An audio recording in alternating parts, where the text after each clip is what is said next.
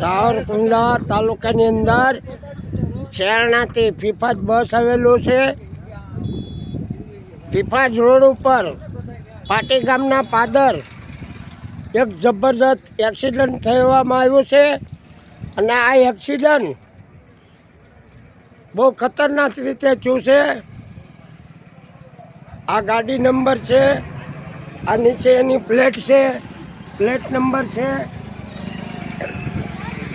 ના આજે આ રોડ માથે બહુ ગોદારો અકસ્માત બનેલો છે.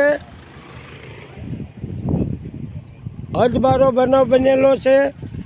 આ કોઈના લગ્ન પ્રસંગનું ફૂલ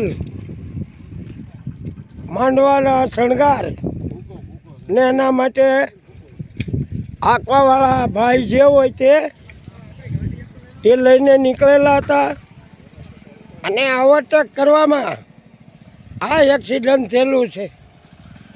જુઓ આ ફૂલ પણ રોડ ઉપર જ છે